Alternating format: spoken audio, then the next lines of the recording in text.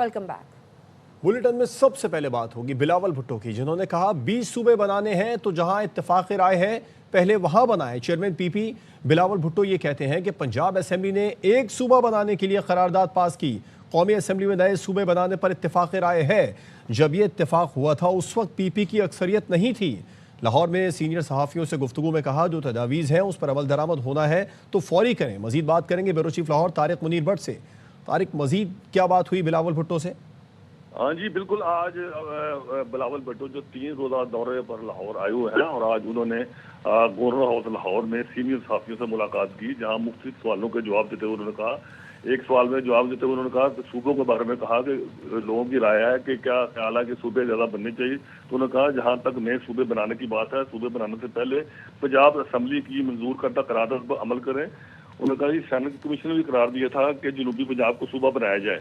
पहले जनूबी पंजाब को सूबा बनाने के लिए इत्तेफाक राय पर अमल करें, फिर आगे चलेंगे। उन्होंने कहा कि ज्यादा सूबे बनाने की बात करें, पहले से इत्तेफाक राय को खराब करना है। क्या एक सवाल के जवाब उन्होंने कहा कि क्या आप पंजाब को तकसीम करना चाहते हैं? उन्होंने कहा नहीं, मैं बिल्कुल नहीं तकसीम करना चाहता, लेकिन क्योंकि कौमी पंजाब असम्बली ने ही करारदाद मंजूर हुई थी, इसलिए इसको ना अगर पहले सूबा अगर बनाना है तो पंजाब में बनाया जाए, उसके बाद दूसरे बारे में बात की जाए। उन्होंने कहा कि मैं पहले ही, और एक सवाल के जवाब में उन्होंने ये भी कहा बिलावल भुट्टो ने कि पहले ही मेरा पंजाब में आना हजम नहीं होता। मैं तो कहता हूँ सिंध आया करें, और मैं ये भी कहता हूँ कि सिंध के आगे अपना गवर्नर भी लगाएं। इन्होंने मरीम नवाज की तारीफ करते हुए कहा कि मरीम नवाज भी पंजाब में अच्छा काम कर रही हैं, और मैं समझता हूँ कि हर पार्टी का हक है कि वो हर सूबे में जाए और सबको चाहिए कि वो एक दूसरे को बर्दाश्त करें। सियासत में आगे बढ़ने के मुकाम में बेहतरीन तरीका यही है। उन्होंने ये भी कहा कि इमरान खान से ज़ाती कोई इख्तलाफ नहीं, उनका सिर्फ तरीकाकार गलत है, और जो खैबर पख्तूनख्वा की हुकूमत है वो नाकाम हो चुकी है, वहाँ पे कोई काम नहीं हो रहा। उन्होंने कहा कि मुहम्मद के लिए जरूरी है कि सबको एक होना चाहिए। अच्छा तारिक साहब, आपने बताया कि बिलावल ने ये भी कहा कि उनका पंजाब में आना या लोगों को हजम नहीं होता। कुछ वजाहत की उन्होंने कि किस को हजम नहीं होता उनका पंजाब आना? जी बिल्कुल, उन्होंने इशारा तो ज़ाहिर खुसूसी तौर पर किया। आपको पता है जब सैलाब ज़गान के दौर में जब वो बिलावल भुट्टो पंजाब में आए थे और मुख्तलिफ स्पीच तकरीर की थी, और इसके बाद पीपल पार्टी की बड़ी प्रेस कॉन्फ्रेंस भी होती जिसमें खासा अपना मुस्लिम लीग नून की तरफ से इस पर खासी बातचीत की गई थी, और कई मौक़ों पर वज़ीर आला पंजाब ने इस पर बात भी की थी। और इसके बारे में उन्होंने कहा कि मेरा पंजाब में आना कुछ लोगों को हजम नहीं होता, लेकिन मैं पंजाब में आना इस हवाले से बुरा समझा जाता है, कुछ लोगों को हजम नहीं होता। बहुत शुक्रिया तारिक मुनीर भट्ट आपका। मईशत डंडे के जोर पर नहीं चलती। बिलावल भुट्टो जरदारी कहते हैं हुकूमतें डंडे के जोर पर मईशत चलाने की कोशिश करती रही हैं, मईशत प्यार से चलती है। लाहौर में सनतकारों और ताजिरों से खिताब में बिलावल का कहना था वफाक की मौशी मुश्किलें दूर करना सूबों की जिम्मेदारी है। चेयरमैन पीपल्स पार्टी ने सेल्स टैक्स कलेक्शन सूबों को देने का मुतालबा कर दिया। उन्होंने कहा टैक्स वसूली में सिंध ने न सिर्फ FBI बल्कि तमाम सूबों को पीछे छोड़ दिया। मौजूदा हुकूमत या पिछला हुकूमत, उनका जोर ये रहा है डंडा के जोर पे मईशत चलाएं, प्यार से चलाना चाहिए। हमने अपना सूबाई रेवेन्यू बॉडी शुरू किया और हमारा इसमें रेवेन्यू जनरेशन FPR का रिकॉर्ड से बेहतर। बहुत सी कॉन्वर्सेशंस हैं कि वफाकी हुकूमत के मुआशी मुश्किलात, वफाकी हुकूमत के मुआशी मुश्किलात दूर करना कि हम सब का जिम्मेदारी है। FPR से रिक्वेस्ट करें सेल्स टैक्स ऑन गुड्स, आप उसका कलेक्शन का जिम्मेदारी सूबे को दे दें। अगर हम आपके टारगेट को मीट नहीं करते फिर उस सूरत में आप हमारा पैसे काटें। अगर हम आपके टारगेट से ज्यादा बेहतर परफॉर्म करते हैं तो फिर वो इजाफी पैसा आप सूबे को दे दें। खबरें और भी हैं, आप तक पहुंचाएंगे एक ब्रेक के बाद। हमारे साथ रहिए। Welcome back. पाकिस्तान और इंडोनेशिया के सियासी, सिफारती, इक़्तिसादी, तिजारती, दिफाई ताउन बढ़ाने पर इत्तफाक। $4 अरब मालियत के IPPTA मुआहदे पर नज़रसानी का फैसला कर लिया गया। पाकिस्तानी डॉक्टर्स, मेडिकल प्रोफेसर्स और माहिरीन इंडोनेशिया जाएंगे। सदर आसिफ जरदारी ने इंडोनेशिया हम मनसब को निशाने पाकिस्तान से नवाजा।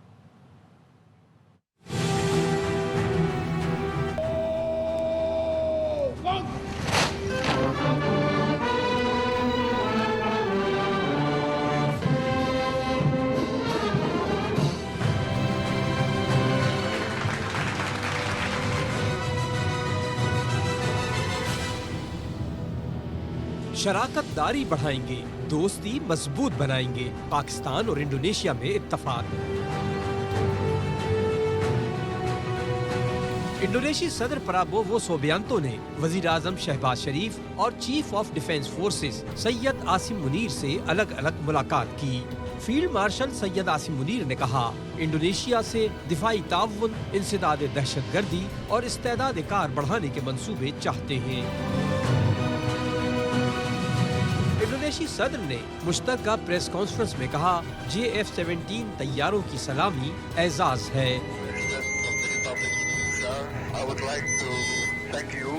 शहबाज शरीफ ने कहा, पाकिस्तानी डॉक्टर, मेडिकल प्रोफेसर और माहिरीन इंडोनेशिया भेजेंगे। We have achieved many agreements of a very vast need of doctors and dentists. We would be very happy to send Pakistani doctors, dentists, medical professors and other related experts to Indonesia. दोनों मुल्कों में कई मुफाहिमती याददाश्तों पर दस्तखत किए गए। पाकिस्तानी तलबा की आला तालीम के लिए इंडोनेशियन एड स्कॉलरशिप प्रोग्राम का मुआहिदा किया गया। इससे पहले वजीर आजम हाउस पहुंचने पर मेहमान सदर को गार्ड ऑफ ऑनर दिया गया। इंडोनेशियन सदर ने वजीर आजम हाउस में पौधा भी लगाया। कतर के कौमी दिन की तकरीब से वज़ीर आज़म शहबाज शरीफ खिताब कर रहे हैं। We deeply resonate with the thoughtful words of my dear brother, the Amir of Qatar, His Highness Sheikh Tamim bin Hamad Al Thani. Bikum ta'alu wa minkum tanazar. Bikum ta'alu wa minkum tatanazar. The nation rises with you and waits for you. These timeless words remind us that the real strength of a nation lies in its people. His Highness the Amir's vision has always placed human development at the heart of national progress. Under his sagacious stewardship of my dear brother Amir of Qatar, Qatar has not only achieved remarkable economic diversification through Vision 2030, but has also emerged as a beacon of stability and constructive engagement in an increasingly complicated world. From successfully hosting the FIFA World Cup 2022 to mediating peace in conflict zones, Qatar's contribution to global progress are both profound and awe-inspiring. Ladies and gentlemen, Pakistan and Qatar share bonds that transcend geography. Our strategic partnership is multifaceted and dynamic, spanning energy security, trade and investment, defense collaboration, and vibrant people-to-people contact. Over 150,000 Pakistanis live and work in Qatar with dignity and are contributing very productively to Qatar's national development. Qatari investments in Pakistan's infrastructure, real estate, and renewable energy are helping drive our economic revival. Ladies and gentlemen, I had the honor of visiting Doha twice this year. First, to express our solidarity with Qatar when it faced aggression from Israel, and later to attend the extraordinary Arab-Islamic Summit. Similarly, we are grateful to the leadership and people of Qatar for standing steadfastly with Pakistan when we faced aggression earlier this year. Pakistan deeply appreciates Qatar's distinguished and long-standing role as the emissary of peace, a nation that has repeatedly opened doors for dialogue, helped diffuse tensions, and encouraged reconciliation with the noble aim of fostering peace and stability in the region and beyond. Pakistan stands shoulder to shoulder with our Qatari brothers in advancing a shared vision of secure, prosperous, and interconnected region. Ladies and gentlemen, I conclude with a prayer to Allah Almighty that the state of Qatar continue to excel in its glorious journey towards peace, prosperity, and global leadership. Long live Pakistan-Qatar friendship. أخي الكريم، أنتم طبعا سفير وضيوف، لكن أولا إخوان، وأننا نحب شعب القطر من قلبي. هذا نقطة مهمة جدا حتى القيام إن شاء الله. We now invite His Excellency the Prime Minister of Pakistan, the Ambassador of the State of Qatar, our esteemed guests, for the cake cutting ceremony in celebration of Qatar National Day.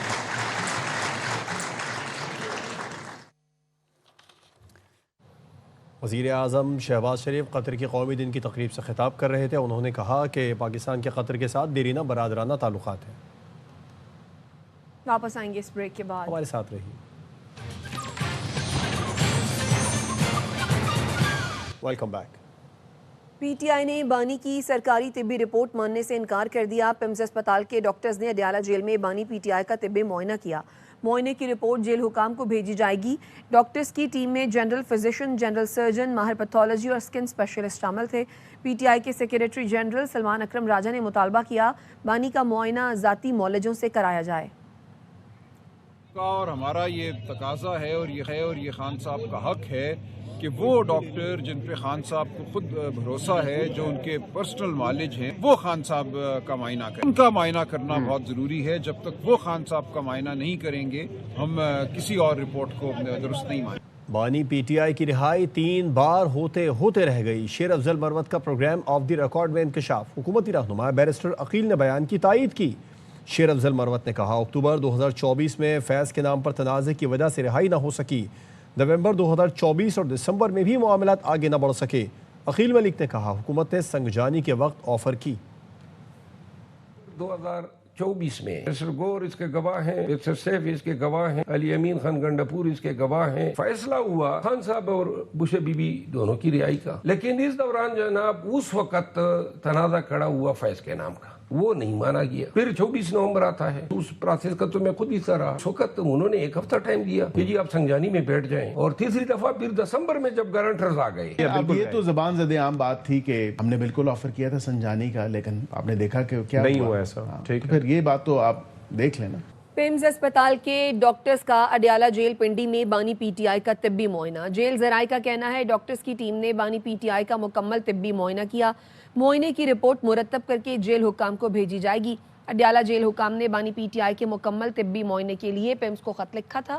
Doctors کی team میں general physician doctor علی عارف، general surgeon doctor Tariq عبداللہ، ماہر pathology doctor سمن وقار اور ماہر dermatology doctor مبشر شامل تھے.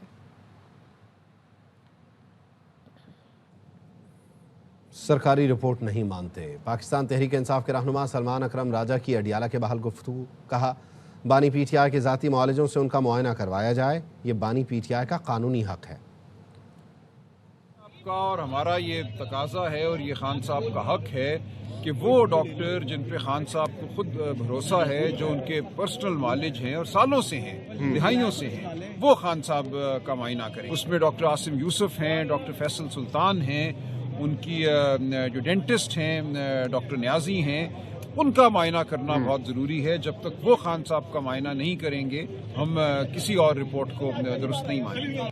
بانی سے ملاقات کرائیں، حالات بہتری کی طرف جائیں گے۔ چیئرمین تحریک انصاف بیرسٹر گوہر کی صحافیوں سے گفتگو، کہا ملاقات نہ ہونے سے حالات مزید خراب ہو رہے ہیں، دوریاں بڑھ رہی ہیں۔ خیبر پختونخوا آئین کے مطابق چل رہا ہے، وہاں گورنر راج کی کوئی گنجائش نہیں۔ اسد قیصر نے کہا بانی کی جنگ رہائی کے لیے نہیں، اصولوں پر سمجھوتا کر لیں تو جیل سے نکل سکتے ہیں۔ وہ چاہتے ہیں ملک آئین و قانون کے مطابق چلایا جائے۔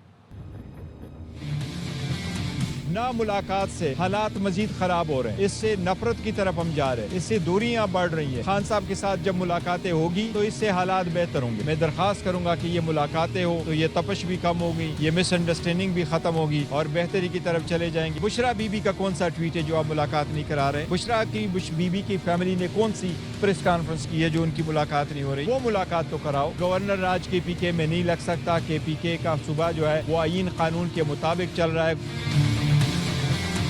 عمران خان اس وقت جو جنگ لڑ رہا ہے وہ صرف یہ جنگ نہیں لڑا کہ وہ جیل میں اپنا پرنسپل جو ہے نا وہ کمپرومائز کرے تو وہ جیل سے نکل سکتا ہے۔ ان کا تو واحد پوائنٹ ہے کہ ملک کو آئین اور قانون کے مطابق چلاؤ۔ وزیر اعلیٰ خیبر پختونخوا سہیل آفریدی کہتے ہیں ان کی حکومت سنجیدگی سے صوبے میں امن و امان کے قیام پر کام کر رہی ہے۔ وسائل کی کمی کو صوبے میں امن کے قیام میں رکاوٹ نہیں بننے دیا جائے گا۔ وزیر اعلیٰ نے کاؤنٹر ٹیررزم ڈپارٹمنٹ کے اجلاس کی صدارت کی جس میں سی ٹی ڈی کو گاڑیوں، اسلحہ اور جدید آلات کی فراہمی کے لیے 7 ارب 77 کروڑ روپے کی منظوری دی گئی۔ وزیر اعلیٰ نے پشاور میں نئے C T D regional headquarters کے قیام کی بھی منظوری دی۔ 21 اضلاع میں سی ٹی ڈی دفاتر کی تعمیر کا منجمد ترقیاتی منصوبہ بحال کرنے کا فیصلہ کیا گیا۔ پی ٹی آئی کو صوبے میں امن بھی چاہیے اور کہتی ہے آپریشن بھی نہ کریں، ایسا کیسے ممکن ہے؟ گورنر کے پی نے کہا حکومت اور اداروں کے پاس جادو کا چراغ نہیں جو پھونک مار کر دہشت گردوں کو نکال دیں۔ فیصل کریم کنڈی نے کہا بھارت اور اسرائیل پاکستان میں دہشت گردی کے لیے افغانستان کی سرزمین استعمال کر رہے ہیں۔ افغانستان کو بارہا شواہد دیے لیکن وہ ٹس سے مس نہ ہوئے۔ انڈیا اور اسرائیل افغانستان کی سرزمین استعمال کر رہے ہیں۔ ہم نے بار بار افغانستان حکومت کو یہ باور کرانے کی کوشش کی ہے، ثبوت دی ہے آپ کی سرزمین پاکستان کے خلاف استعمال ہو رہی ہے اور وہ اس سے جو ہے ٹس سے مس بھی نہیں ہوئے۔ ہماری صوبائی حکومت بار بار یہ بات کرتی ہے ان سے مذاکرات کریں، ڈائلاگس کریں، فیسیلیٹیٹ کریں، کہتے ہیں امن چاہیے اور دوسری طرف کہتے ہیں کہ نہیں آپ انٹیلیجنس بیس آپریشن بھی نہ کریں۔ وفاقی حکومت کے پاس ان اداروں کے پاس الادین کا چراغ ہے کہ وہ پھونک ماریں گے اور یہ ملیٹنٹس ہیں وہ بارڈر اس پار چلے جائیں گے۔ پچھلے چیف منسٹر صاحب تھے یا ان کی حکومت تھی یا یہ چیف منسٹر صاحب ہیں، میں نے بار بار ان کو یہ کہا ہے کہ ہمیں سب سے پہلے پریورٹی لا اینڈ آرڈر پہ دینی چاہیے۔ صوبائی حکومت کو اس پہ سنجیدگی سے غور کرنا چاہیے۔ یہ ہمارے بچوں کے دشمن ہیں، یہ ہمارے ملک کے دشمن ہیں۔ خیبر پختونخوا میں ترقی ہے نا امن، اب تر حالات کی ذمہ دار پاکستان تحریک انصاف ہے۔ بیرسٹر عقیل ملک کہتے ہیں پی ٹی آئی دہشت گردی کے خلاف اقدامات میں بھی حائل ہو رہی ہے۔ وزیر اعلیٰ خیبر پختونخوا اپنی آئینی ذمہ داریاں نبھائیں۔ پارلیمانی سیکرٹری دانیال چودھری نے کہا ٹرانسپیرنسی انٹرنیشنل کی رپورٹ معاشی سمت درست ہونے کا ثبوت ہے، عوام نے 9 مئی والوں کو مسترد کر دیا ہے۔ صوبے کے پی کا اگر حال دیکھیں حال بدحال ہے، اس کے ذمہ دار صرف اور صرف بانی پی ٹی آئی اور ان کی جماعت ہے۔ دہشت گردی کے جو آپریشنز ہیں اس میں بھی آپ حائل ہونا شروع ہو چکے ہیں۔ پاکستان تحریک انصاف کو یہ فیصلہ کرنا ہوگا وہ پاکستان مخالف سیاست کریں گے یا پاکستان میں رہتے ہوئے پاکستان کے مفاد کی سیاست کریں گے۔ ہر کسی کو اپنے آئینی دائرہ کار میں رہ کے کام کرنا ہے۔ ٹرانسپیرنسی انٹرنیشنل کی ایک ریسنٹ رپورٹ اس چیز کی عکاسی کرتی ہیں کہ ملک صحیح سمت کی طرف جا رہا ہے۔ 9 مئی والے ان کو عوام نے ریجیکٹ کر دیا ہے۔ ایبٹ آباد کی ڈاکٹر وردہ کو گلا گھونٹ کر مارا گیا۔ اے آر وائی نیوز کو موصول پوسٹ مارٹم رپورٹ میں انکشاف، پولیس نے مقدمے میں انسداد دہشت گردی کی دفعات شامل کر دی اور انسداد دہشت گردی عدالت سے 4 ملزمان کا 3 روزہ جسمانی ریمانڈ حاصل کر لیا۔ ملزمان وحید، رضا جدون، پرویز اور ندیم کو عدالت میں پیش کیا گیا۔ کیس کا ایک مرکزی کردار ملزم شمریز تاحال گرفتار نہیں ہو سکا ہے۔ کراچی میں گھر میں 3 خواتین کے پراسرار موت کا ڈراپ سین ہو گیا۔ گھر کے سربراہ اقبال اور اس کے بیٹے یاسین نے جوس میں زہریلی دوائی ملائی۔ گلشن اقبال بلاک 1 کے فلیٹ سے ماں، بیٹی اور بہو کی لاشیں ملی تھیں۔ تفتیش میں انکشاف ہوا کہ مبینہ طور پر جوس میں زہریلی چیز ملا کر خواتین کو دیا گیا۔ خواتین کے بعد باپ بیٹے نے بھی جوس میں زہر ڈال کر پینا تھا۔ بیٹے کی حالت غیر ہوتا دیکھ کر باپ کی زہر پینے کی ہمت نہ ہوئی۔ ملزم یاسین نے سب سے پہلے اپنی بیوی ماہا کو زہر دے کر لاش کمرے میں بند کر دی تھی۔ تفتیشی حکام کا کہنا ہے ملزموں پر 1 کروڑ سے زائد کا قرضہ تھا، گھر اور ایک گاڑی کرائے، جبکہ دوسری گاڑی بینک لیز پر ہے۔ سلمان لودھی سے اس بارے میں تفصیلات جان لیتے ہیں۔ سلمان، کچھ پتہ چل سکا ہے کون لوگ تھے جن کا قرضہ انہوں نے ادا کرنا تھا؟ سامنے آئے وہ لوگ؟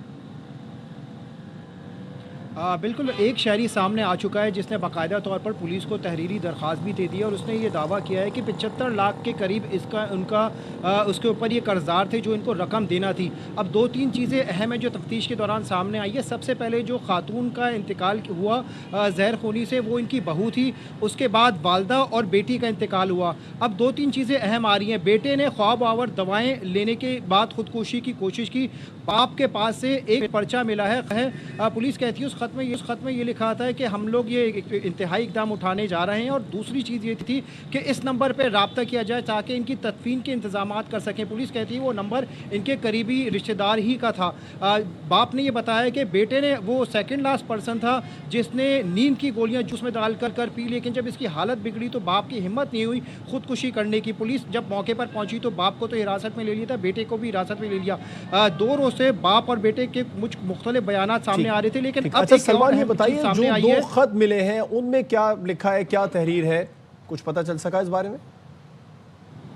دیکھیں، ایک خط جو ڈسٹ بن سے ٹکڑوں کی صورت میں ملا ہے وہ پولیس کو کہتی ہے کہ ادھورے کچھ الفاظ ہیں، وہ ابھی تک پراپر اس کو نہیں ہو سکا، لیکن پولیس کو شبہ ہے کہ وہ خودکشی کے متعلق ہو۔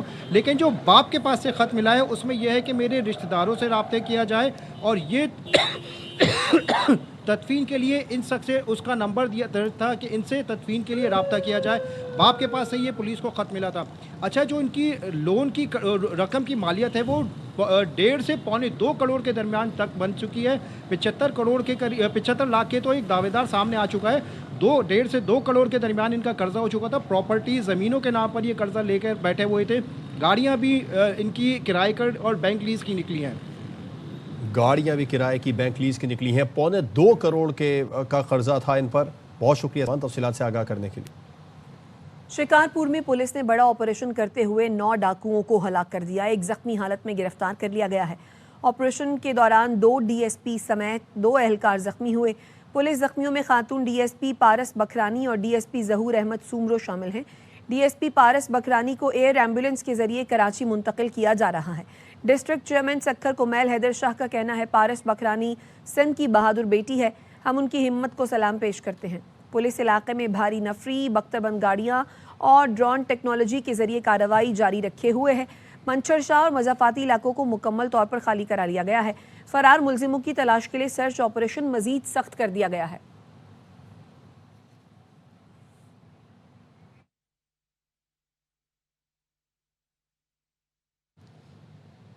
حیدرآباد میں بچوں کے لیے شاہ لطیف میلے کا انعقاد۔ بچوں نے شاہ لطیف کی صوفیانہ شاعری سے امن، محبت اور رواداری کا پیغام دیا۔ اشوک شرما کی رپورٹ۔